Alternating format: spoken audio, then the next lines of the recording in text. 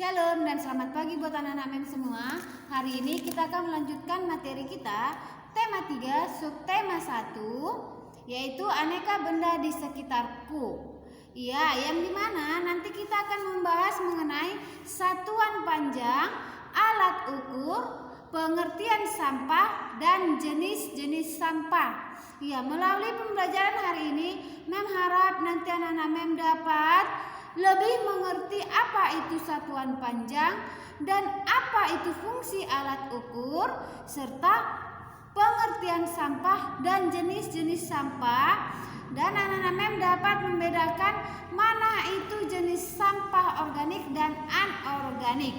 Ya, kita akan mulai pembelajaran kita. Pembelajaran 3 dan 4. Yang pertama kita akan membahas mengenai satuan panjang. Ya, satuan panjang adalah satuan yang dipakai untuk mendeskripsikan ukuran tinggi, panjang, jarak suatu benda atau objek yang diukur. Ya, mengulangi sekali lagi. Satuan panjang adalah satuan yang dipakai untuk mendeskripsikan ukuran tinggi, panjang, dan jarak suatu benda yang diukur. Satuan panjang itu ada dua jenis, yaitu satuan panjang baku dan satuan panjang tidak baku.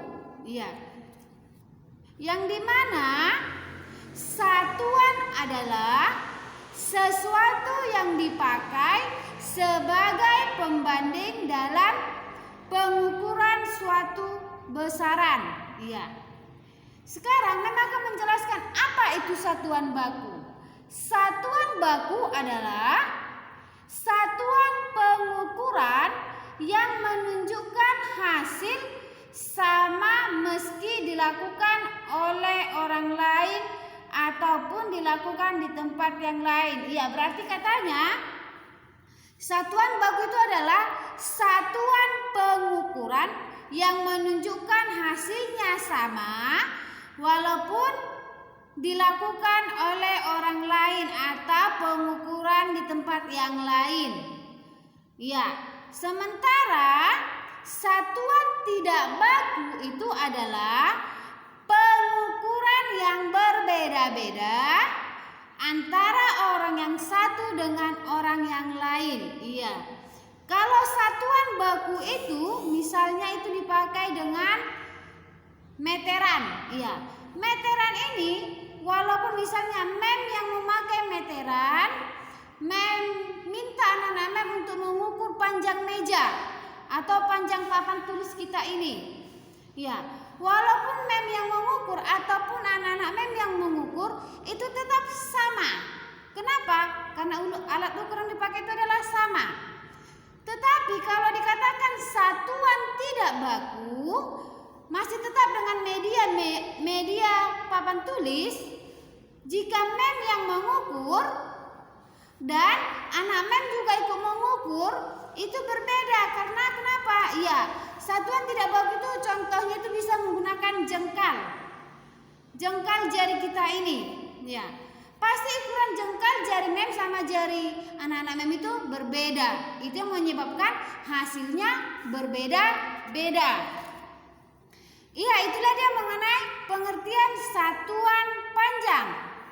Yang kedua, kita akan belajar mengenai fungsi alat ukur. Ya, fungsi alat ukur. Alat ukur itu ada bermacam-macam. Yang pertama, fungsi penggaris atau mistar. Fungsi penggaris atau mistar ialah untuk mengukur benda-benda yang berbidang datar dan juga berdimensi kecil.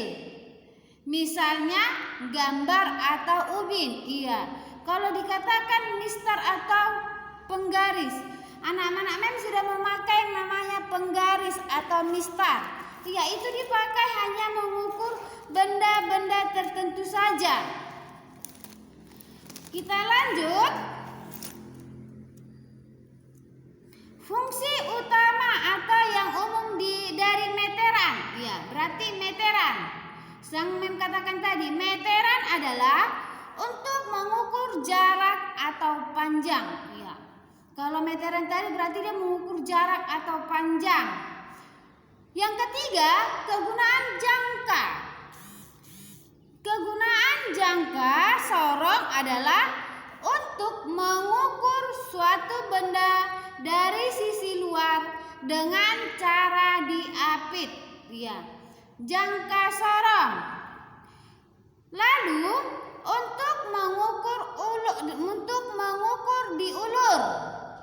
Lalu kegunaannya lagi untuk mengukur kedalaman celah atau lubang pada suatu benda dengan cara menancapkan atau menusukkan bagian pengukur. Yang keempat, roll meter. Yang keempat, roll meter. Yang dimana fungsinya itu adalah untuk mengukur jarak atau panjang. Untuk mengukur jarak atau panjang.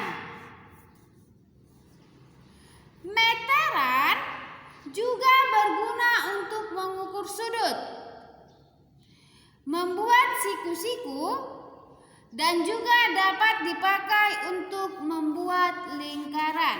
Ya, itulah dia fungsi alat ukur. Kita lanjut. Sekarang kita akan membahas yang namanya pengertian sampah. Iya. Sampah. Mem rasa anak mem sudah tahu apa itu sampah. Karena di sekitar kita banyak sampah. Ya, apa itu sampah? Sampah adalah sisa buangan dari suatu produk atau barang yang sudah tidak digunakan lagi, tetapi masih dapat didaur ulang menjadi barang yang bernilai. Mem ulangi sekali lagi. Sampah adalah sisa buangan dari suatu produk atau barang yang sudah tidak digunakan lagi, tetapi dapat didaur ulang menjadi barang yang bernilai. Ya. Sampah itu ada dua jenis. Sampah organik dan sampah anorganik. Ya. Apa itu sampah organik? Sampah organik adalah sampah yang berasal dari sisa makhluk hidup yang mudah terurai secara alami tanpa proses campur tangan manusia untuk dapat diurai. Contoh sampah organik itu adalah nasi, kulit buah, dan sayuran busuk, ampas teh atau kopi, bangkai hewan dan kotoran hewan atau manusia. Itu adalah sampah organik yang dapat diurai tanpa bantuan tangan manusia. Sementara sampah anorganik adalah sampah yang sudah tidak dapat dipakai kembali dan tidak dapat diurai atau sulit diuraikan. Contohnya itu adalah plastik, botol atau kaleng minuman, lalu kresek dan ban bekas, serta besi, kaca, kabel, barang elektronik, bahan lampu, dan lain-lainnya. Seperti ini. Ini dia sampah organik dan anorganik. Nih.